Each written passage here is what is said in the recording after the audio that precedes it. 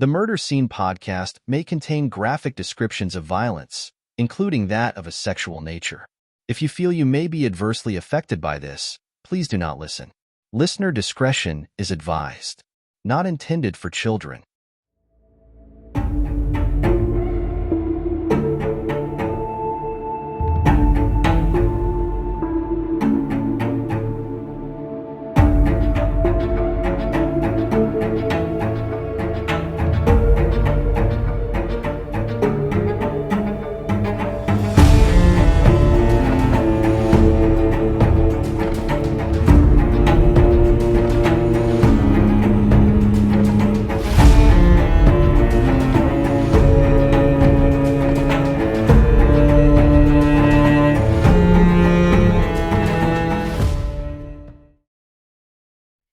Hello and welcome to The Murder Scene, a podcast where we delve into the darker side of human nature to explore murders, missing persons, cold cases, serial killers, and all manner of strange, mysterious happenings that fall into the case file marked True Crime. I'm your host, Alex. So, hop into the back of my creepy white van filled with grey tarps and duct tape and let's go!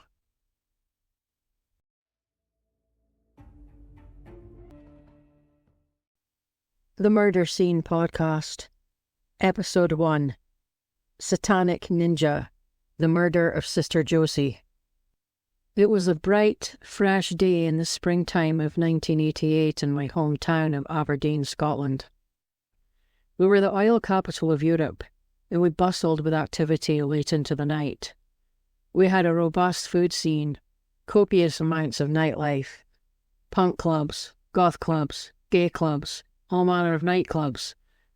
It was a melting pot of people from all over the world who came here to work in the oil industry or to go to university. That day started much like any other ordinary day, but it ended with our illusion that we were a super safe wee city being demolished like it was a crumbling condemned tenement. We thought we were insulated from the big city problems that had plagued the metropolises down south. From Jack the Ripper, to the Yorkshire Ripper, to Jack the Stripper, they were all down there. We'd forgotten how barbaric and blood-stained Scotland's history had been from centuries ago to within living memory. The Battle of Culloden, the Glencoe massacre of the MacDonald clan, the Battle of Stirling Bridge, Burke and Hare, Bible John, Peter Manuel, Dennis Nielsen, Peter Tobin, Ian Brady. And it wasn't like Aberdeen had ever been a murder-free zone. But this case, oh my God, this case, was just so incomprehensibly sadistic and brutal that any innocence, ignorance, or denial that we might have had left was ripped away from us. That day, Mark Reynolds, a drunken schizophrenic with a ninja fetish and a penchant for satanic rituals, savagely murdered a kind, gentle soul, a woman of God who was loved by all who knew her, and affectionately named her Sister Josie. Josephine Ogilvie was a 59-year-old Roman Catholic nun from Edinburgh who settled in Aberdeen in 1983. Sister Josie could be a wee bit shy around new people, but once she was familiar with you, she came across as a cheery soul and possessed that quintessential bone-dry Scottish sense of humour. After teaching primary school kids in a few Scottish locations and a spell in Armagh, Northern Ireland, Sister Josie landed an important job for the Diocese of Aberdeen. She became the religious education advisor and worked from the Pastoral Care Centre at St Mary's Roman Catholic Cathedral in Aberdeen. But the time had come for the beloved nun to say cheerio to the Granite City and take her knowledge, skills, and an abundance of compassion back to Edinburgh for those in need of what she could teach them. She was leaving in just a few short weeks. Sister Josie was going home. But the cheerful nun with the cynical wit would never make that return journey. The 23-year-old Scouse stoner was wired that day. He was sleep-deprived. He'd stayed up all night in his pitiful bedsit, smoking hash and throwing back painkillers like they were popcorn, while watching viciously violent video nasties, featuring those ninja assassins he revered so much, clad in sinister black and red outfits and kicking arses. Nobody knows, probably not even Reynolds himself, why he decided to go to St. Mary's that day, the church his mother worshipped at every Sunday. Felix Graham, the caretaker at the cathedral, encountered Reynolds in the corridor outside the pastoral care centre, which was attached by a doorway to the body of the kirk. Reynolds said to Felix, "I'm looking for a small nun." Felix knew right away he was referring to Sister Mary MacDonald, a social worker nun who had been working with Reynolds at the request of his mother. She'd been helping him with various problems, like his drug and alcohol abuse and mental health issues. This raises a few questions. Why did Reynolds go to St. Mary's that day?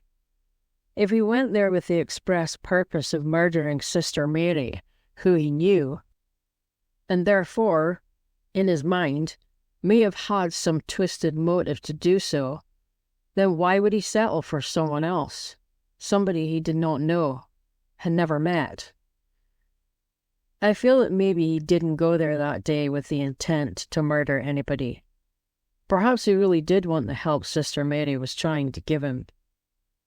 He'd sat and waited for some time, obviously intent on seeing her, even though Felix had told him she wasn't in that day.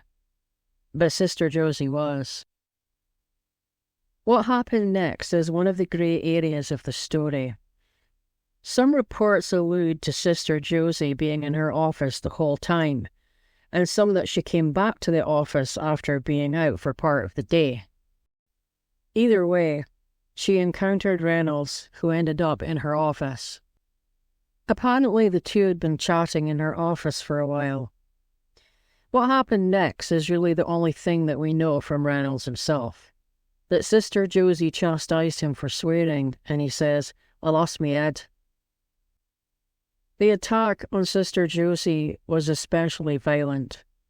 Her post-mortem report listed 60 separate injuries. The High Court in Aberdeen heard that the nature of her injuries were usually seen in car crash victims. Mercifully, Sister Josie appears to have died early in the crazed attack from a fracture of her larynx, compounded by other throat and neck injuries. Her injuries were horrific. Reynolds kicked, stomped, and punched her from head to toe. He took a pair of scissors and snipped off part of her ear, and repeatedly stabbed her with them. He fractured her spine, broke multiple ribs. She had numerous head, neck, and facial injuries. Reynolds strangled her, stripped her almost naked, and sexually assaulted her by biting her buttocks and genitals, and he snipped off one of her nipples with her own scissors.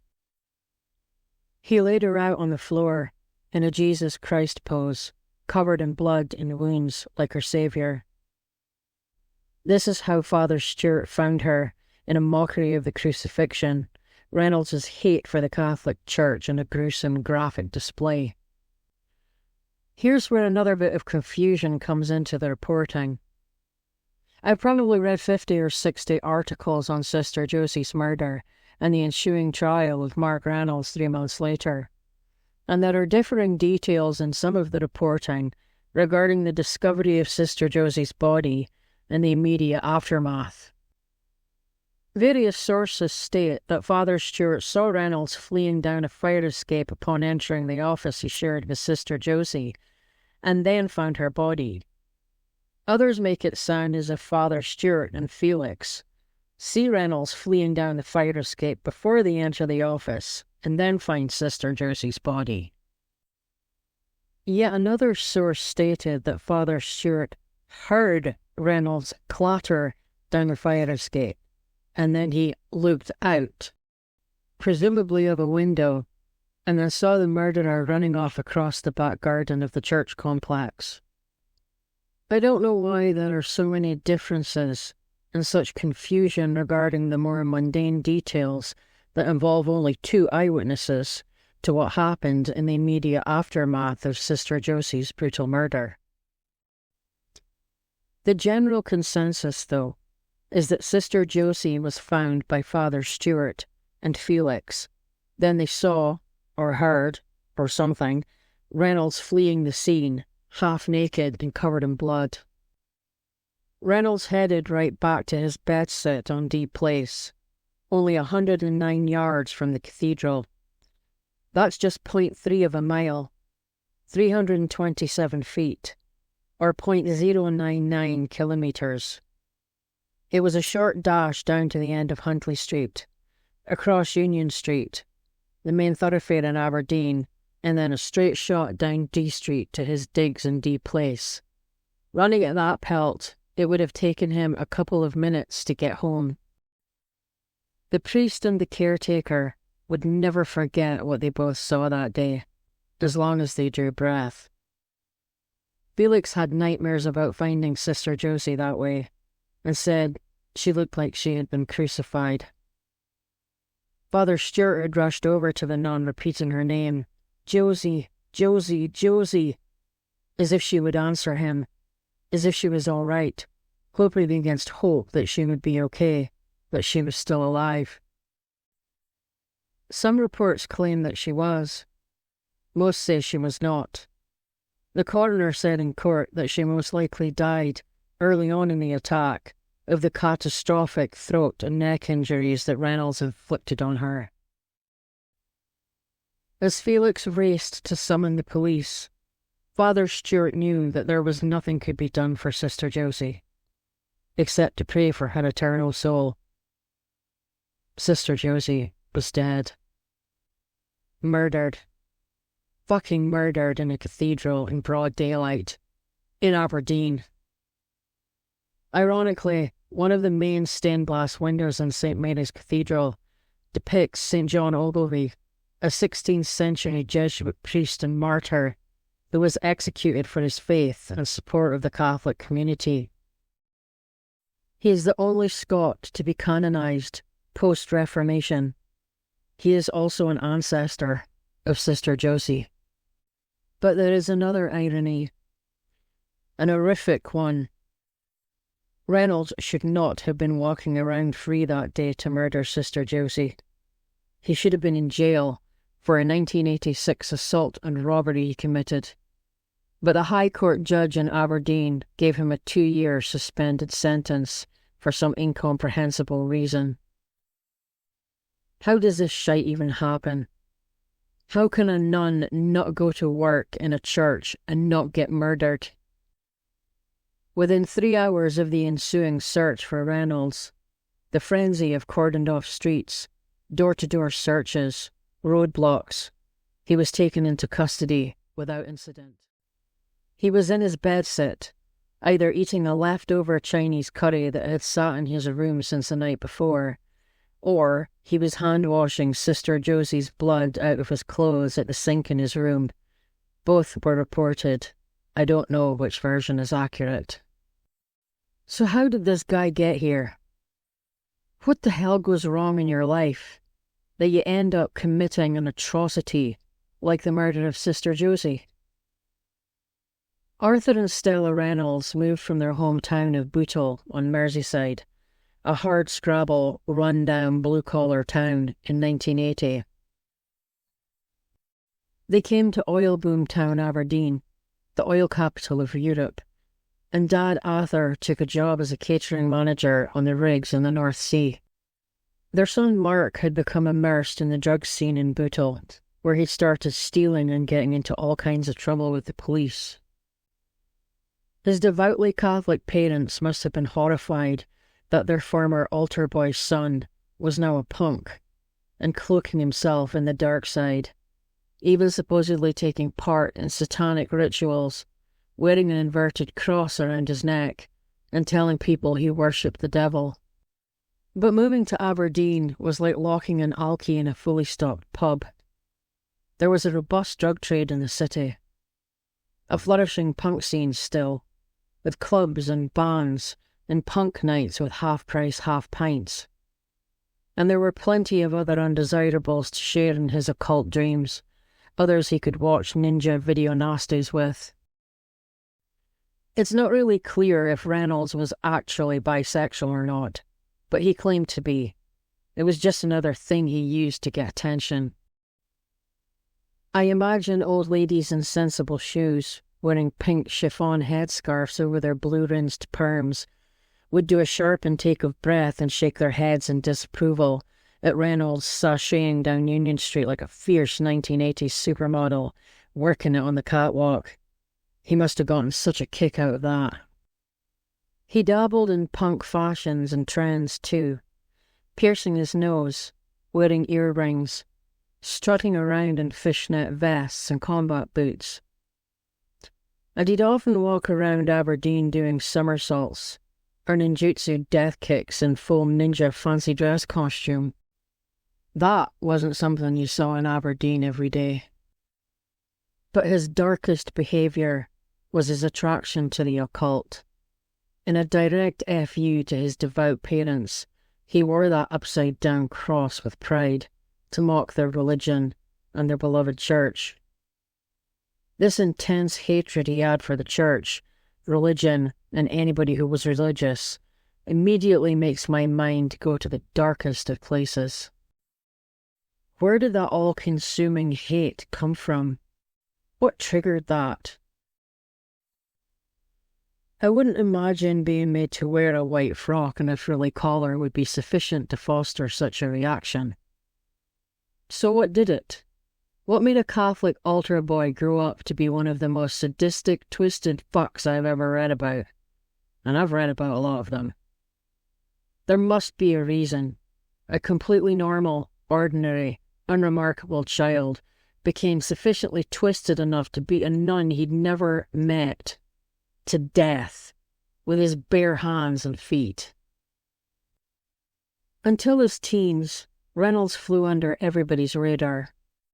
Nothing made him stand out over any other kid in the Catholic schools he attended back home. Then suddenly, booze, drugs, punk, ninjas, and the devil came crashing into his life. I always want to turn the unfathomable into the understandable. Something happening just because bothers me. I don't like randomness. There needs to be a reason for his hatred, for his violence. It has to be for a reason. Nothing happens just because. It has to be because something. But we will never know the full story on this case. The trial is where it ends, cliffhanger style, like an excruciating American soap opera. In August 1988, Mark Reynolds pleaded guilty to culpable homicide and 2 charges of sexual assault. In Scotland, culpable homicide kind of means you didn't really mean to murder somebody, but whoopsie, you did. He was sentenced to the state mental hospital at Carstairs in South Lanarkshire, Scotland, without limit of time. The judge added the very rare caveat of a whole life order to make sure Carstairs is his permanent residence for the entire rest of his existence. I've tried to find some sort of update on Reynolds, an interview or a book on the case, but it seems he dropped off the face of the earth. I don't know if he's still at Carstairs or not. I don't even know if he's still alive. If I ever find out, I'll do an update on this podcast. One thing I know for sure, though, is that sweet Sister Josie is still dead.